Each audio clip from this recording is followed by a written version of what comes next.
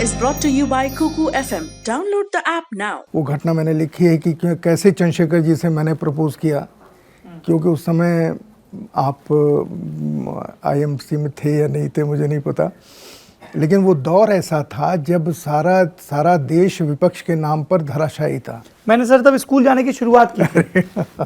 मैं पहली क्लास में पढ़ता था उस समय जी। तो इंदिरा गांधी के मौत के बाद जो विपक्ष की हालत हुई, चंद्रशेखर जी खुद चुनाव हार गए थे, तो सब विपक्षी नेता धराशायी थे। किसी को समझ नहीं आ रहा था कि राजीव गांधी को कैसे हैंडल करें या पॉलिटिक्स में दोबारा कैसे खड़े हों। उस दौर में जो घटनाएं हुई हैं उन घटनाओं को भी मैंने लिखा है इसमें, लेकिन जब बिल्कुल ही घटाटोप था तब मैंने चंद्रशेखर जी से ऐसी बातचीत शुरू की कि देश में क्या होना चाहिए। उन्होंने कहा कि इस समय तो खाली विश्वनाथ एक आशा है, और वीपी सिंह के दिमाग में कुछ नहीं था। वो सिर्फ राजीव गांधी को इस्तीफा देकर के बाहर आए थे रक्षा मंत्री के पद से।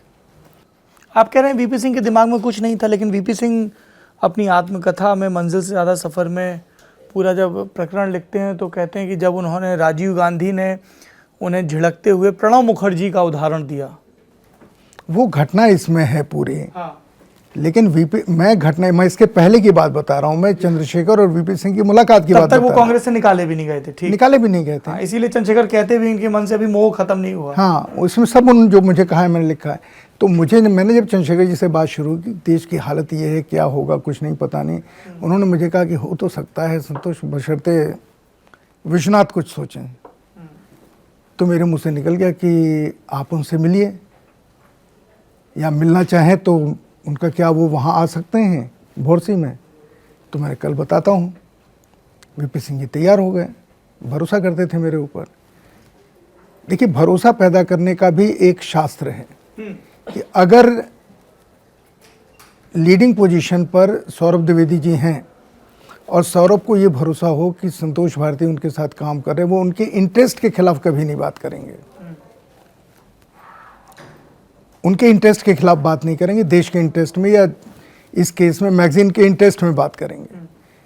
तो फिर सौरभ जी नाम का व्यक्ति अपने साथी पर अविश्वास नहीं करेगा कभी। मैंने चंद्रशेखर जी को और वीपी सिंह को दोनों को ही भरोसा था, बल्कि उस समय के बहुत नेताओं को भरोसा था, अटल जी को भरोसा था, आडवाणी जी को भरोसा था, अभी जीवित हैं, कि ये कभी हमारे इंटरेस्ट के खिलाफ हमको राय नहीं देगा, जो मुझसे बात करते थे कभी करके, या बहुत सारे नेताओं का जिनमें जिक्र है। उस दौर में जब मैंने उनसे कहा तो उन्होंने कहा कि हाँ विश्वनाथ आ सकें तो मैं बात करना चाहूँगा। फिर मैं वीपी सिंह को लेके गया भोर से, हम ही दोनों थे। एक तीसरे हमारे मित्र सूरज थे जो हमारे साथ 10 साल से थे, तो वो बैठे हुए थे पीछे। तो वहाँ पर इन दोनों के बीच जो बातचीत हुई उसके ऊपर मैंने लिखा कि भविष्य के 2 प्रधानमंत्रियों की अंतरंग मुलाकात, उसमें कोई नहीं था। उस समय आप जहाँ जाएंगे, जो चंद्रशेखर जी का आश्रम है भोर से, उस समय वहाँ सिर्फ एक झोपड़ी थी और कुछ नहीं था, बाकी खेत थे। उसी झोपड़ी में इन दोनों की मुलाकात हुई, बातचीत हुई। अब क्या बातचीत हुई पता नहीं, लेकिन बाद में चंद्रशेखर जी ने मुझे कहा कि विश्वनाथ के मन से अभी मोह कांग्रेस का गया नहीं है। वहाँ से शुरुआत हुई, उस हिसाब से मैंने वो चैप्टर लिखा है।